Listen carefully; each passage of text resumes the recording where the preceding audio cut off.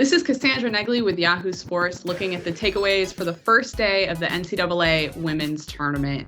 We had the most exciting game of the day in the first game between South Florida and Marquette. South Florida fought back, forced overtime, and ultimately won to advance.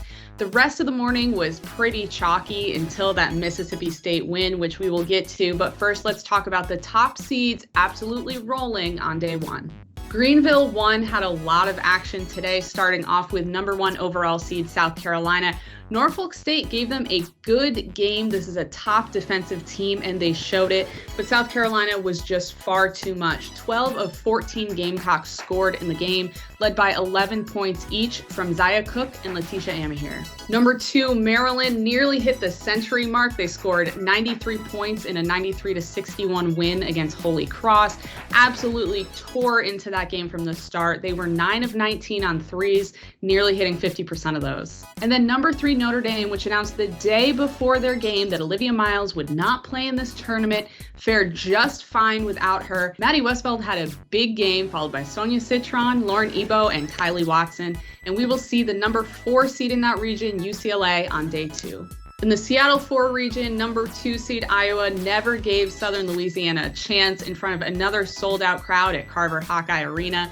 Caitlin Clark was again on triple-double watch, but the starters were pulled early in the fourth quarter with this one put away. Southern Louisiana's head coach credited Iowa's zone defense and that game plan for stopping them. That will be a critical aspect to track as Iowa goes forward, as they are more of an offensive team. In Seattle 3, we saw number 1 Virginia Tech pull away late from Chattanooga with 22 points from Georgia Amore. She is a huge key to their 12-game winning streak. She hit 5 of 8 three-pointers in this game and broke the program's single-season three-pointer record.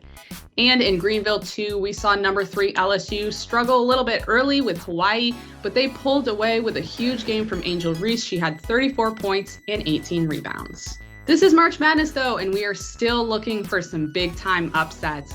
We're going to shout out Mississippi State before Coach Sam Purcell adds us to his Talk Nice to Me list. Got a new Talk to Me Nice list that I would like to mention today. Barack Obama. Now, Barack, I know you from Illinois, but you're a girl dad.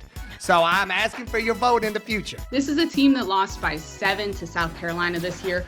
Only 7. They were the number 11 seed, had to win their first 4 game, and now got past Creighton, which was last year's Cinderella. They will play Notre Dame in the next round, and of course that Notre Dame team is hit by a lot of injuries, so we could be talking nice to Sam Purcell for a little while. Number 10, Georgia slid by Florida State, which is also decimated by some injuries. We might see some more upheaval on day 2, though. Florida Gulf Coast is a sharp shooting squad and could overtake Washington State. Sorry to Shania Twain. And Middle Tennessee is a favorite as an 11 seed to take out Colorado, also out of the Pac-12.